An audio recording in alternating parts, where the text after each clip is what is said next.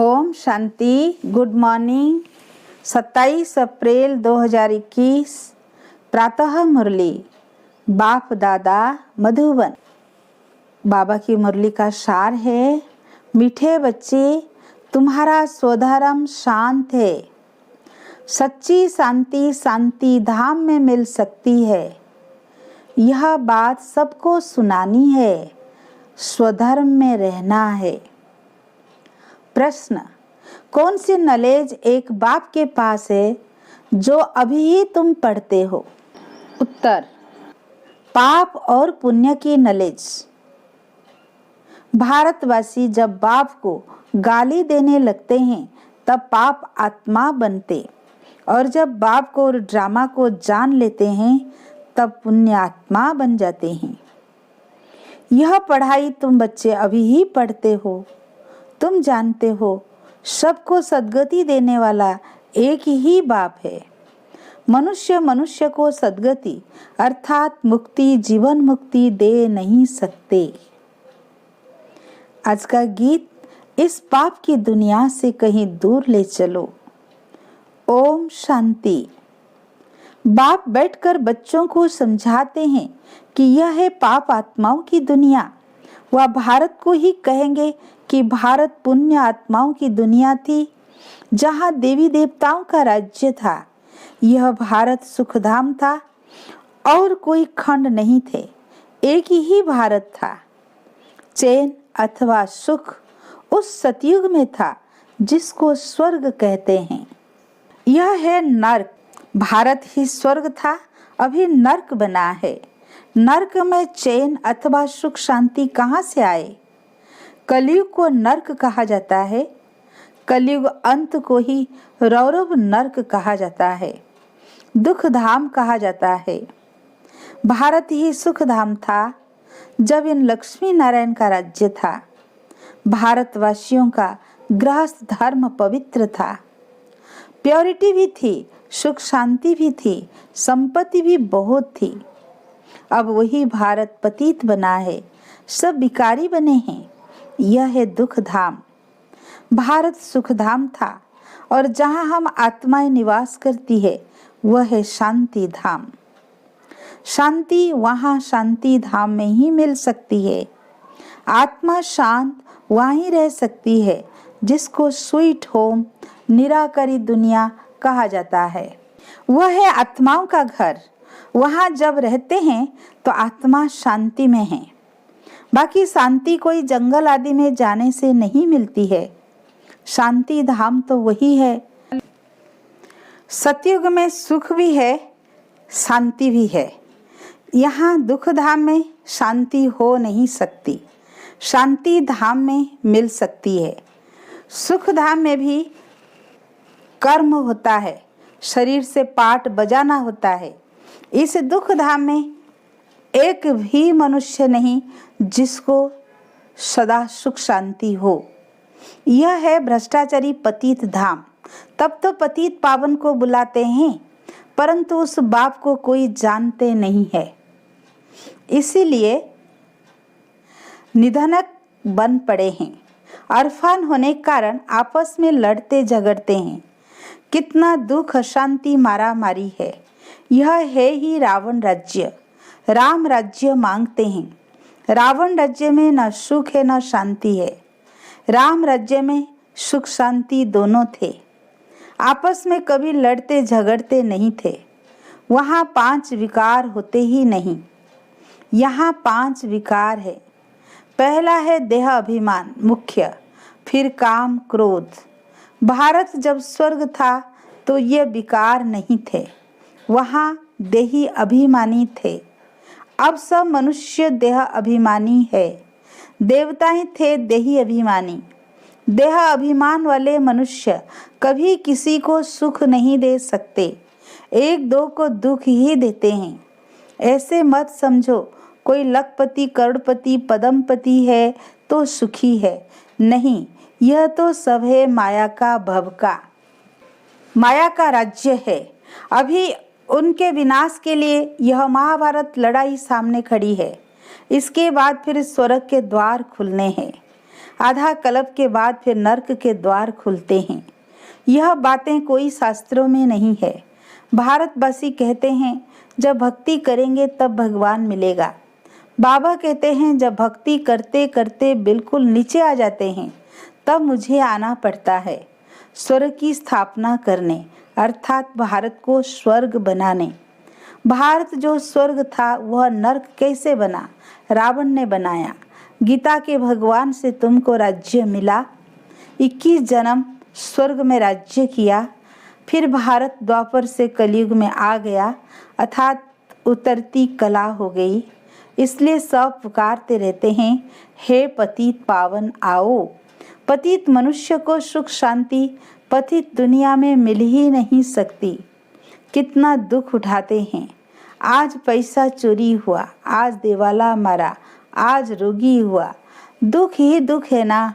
अभी तुम सुख शांति का वर्षा पाने का पुरुषार्थ कर रहे हो।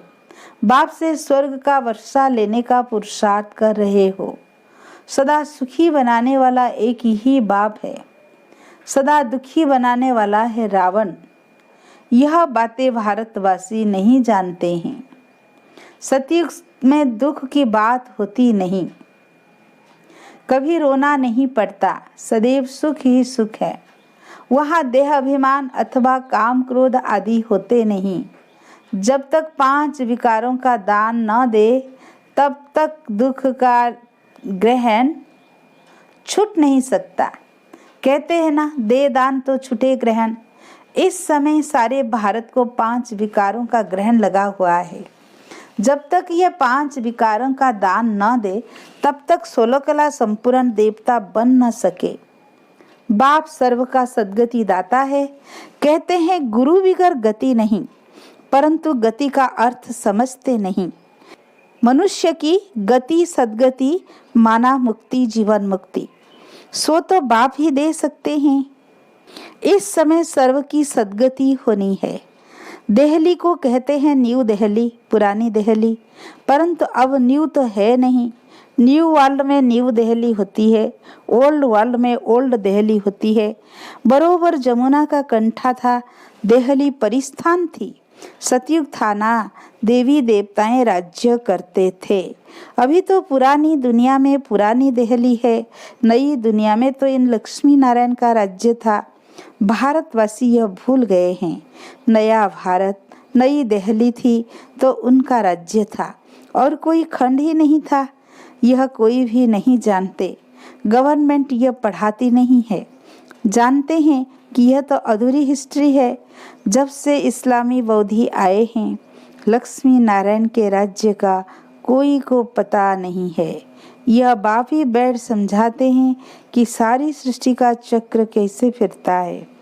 जब भारत स्वर्ग था तो गोल्डन एज था। अब वही भारत देखो क्या बन गया है। फिर भारत को हीरे जैसा कौन बनाए। बाबा कहते हैं जब तुम बहुत पापात्मा बन जाते हो तब मैं आता हूँ पुण्य आत्मा बनाने। यह ड्रामा बना हुआ है जिसको कोई भी नहीं जानते। यह नॉलेज सिवाय बाप के कोई दे न सके।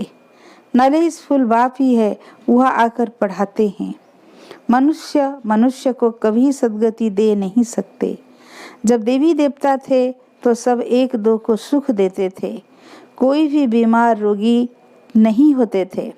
यहाँ तो सब रोगी हैं। अब बाप आए हैं फिर स्वर्ग बनाने।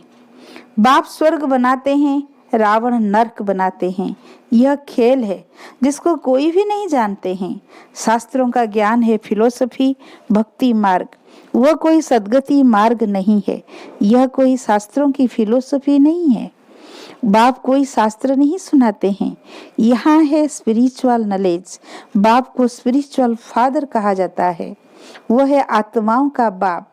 बाप कहते हैं मैं मनुष्य सृष्टि का बीज रूप हूँ, इसलिए मैं नॉलेजफुल हूँ। इस मनुष्य सृष्टि रूपी झाड़ की आयु कितनी है, कैसे वृद्धि को पाता है, फिर कैसे भक्ति मार्ग शुरू होता है, यह मैं जानता हूँ। तुम बच्चों को यह नॉलेज देकर स्वर्ग का मालिक बनाता हूँ। फिर तुम मालिक बन जाते हो। यह नॉलेज तुमको एक ही बार मिलती है, फिर गुम हो जाती है। फिर इस सतयुग त्रेता में इस नॉलेज की दरकार नहीं रहती। यह नॉलेज सिर्फ तुम ब्राह्मणों को है, देवताओं में यह नॉलेज नहीं है, तो परंपरा से यह नॉलेज आ न सके। यह सिर्फ तुम बच्चों को एक ही बार मिलती है, जिससे तुम जीवन मुक्त बन जाते हो। बाप से वर्षा पाते हो, तुम्हारे पास बहुत आते हैं, बोलते हैं मन की शांति कैसे मिले, परंतु यह भी कहना भूल है मन बुद्धि आत्मा के अर्गान से, जैसे शरीर के अर्गान से। आत्मा को पत्थर बुद्धि से पारस बुद्धि बाप ही आकर बनाते हैं, जो सतयुग त्रेता तक चलती है।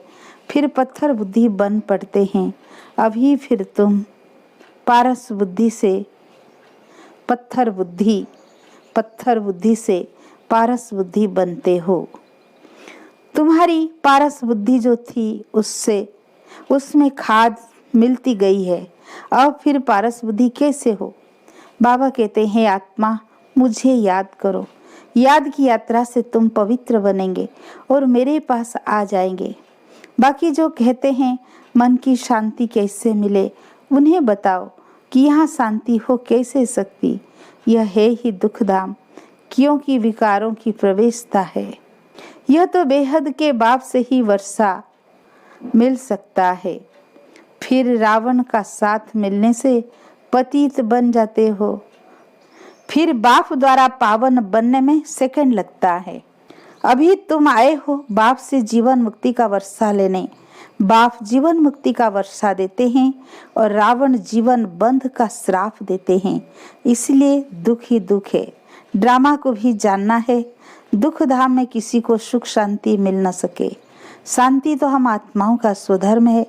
शांति धाम आत्मा का घर है। आत्मा कहती है हमारा स्वधर्म शांत है। यह बाजा नहीं बजाता हूँ, बैठ जाता हूँ, परंतु कहाँ तक बैठे रहेंगे? कर्म तो करना ही है ना। जब तक मनुष्य ड्रामा को नहीं समझे तब तक दुखी रहते हैं। बाबा कहते हैं मैं हूँ ही गरीब निवाज। यहाँ गरीब ही आएंगे। साहूकारों के लिए तो स्वर्ग यहाँ है। उन्हों की तकदीर में स्वर्ग के सुख है नहीं। बाप कहते हैं हम गरीब निवाज है। साहूकारों को गरीब और गरीबों को साहूकार बनाता हूँ। साहूकार इतना ऊंच पद पा नहीं सकते, क्योंकि यहाँ साहूकारों को नशा है। हाँ, प्रजा में आ जाएंगे, स्वर्ग में तो जरूर आएंगे, परंतु ऊंच पद गरीब पाते हैं। गरीब साहूकार बन जाते हैं। उन्हें देह अभिमान है ना कि हम धनवान है, परंतु बाबा कहते ये धन माल सब मिट्टी में मिल जाना है, विनाश हो जाना है। देही अभिमानी बनने में बहुत मेहनत है। इस समय सब देह अभिमानी है। अभी तुमको यहाँ देही अभिमानी बनना है। आत्मा कहती है हमने 84 जन्म पूरे किए हैं। नाटक पूरा होता है, अब वापिस घर जाना है। अभी कलयुग के अंत सतयुग आदि का संगम युग है। बाबा कहते हर 5000 वर्ष बाद मैं आता हूँ भारत को फिर से हीरे जैसा बनाने। यह हिस्ट्री ज्योग्राफी बाप ही बता सकते हैं। अच्छा, मीठे मीठे सिकीलधे बच्चों प्रति माता पिता बाप दादा का याद प्यार और गुड मॉर्निंग। रूहानी बाप की रूहानी बच्चों को नमस्ते। हम रूहानी बच्चों की रूहानी बाप दादा को याद प्यार गुड मॉर्निंग नमस्ते नमस्ते। धारणा के लिए मुख्य सार। पहला पॉइंट, बाप से जीवन मुक्ति का वर्षा लेने के लिए पावन जरूर बनना है। ड्रामा की नॉलेज को बुद्धि में रख दुख धाम में रहते भी दुखों से मुक्त होना है। सेकंड पॉइंट, धन माल व साहूकारी का नशा छोड़ देही अभिमानी रहने का पुरुषार्थ करना है। आज का वरदान, महान और मेहमान इन दो स्मृतियों द्वारा सर्व आकर्षणों से मुक्त बनने वाले उपराम व साक्षी भव। विस्तार, उपराम व साक्षीपन की अवस्था बनाने के लिए दो बातें ध्यान में रहे। एक तो मैं आत्मा महान आत्मा हूँ, दूसरा मैं आत्मा अब इस पुरानी सृष्टि में व इस पुराने शरीर में मेहमान हूँ। इस स्मृति में रहने से स्वतः और सहज ही सर्व कमजोरियों का लगाव की आकर्षण समाप्त हो जाएगी। महान समझने से जो साधारण कर्म व संकल्प संस्कारों के वश चलते हैं वह परिवर्तित हो जाएंगे। महान और मेहमान समझकर चलने से महिमा योग्य भी बन जाएंगे। स्लोगन: सर्व की शुभ भावना और सहयोग की बूंद से बड़ा कार्य भी सहज हो जाता है। अच्छा, ओम शांति।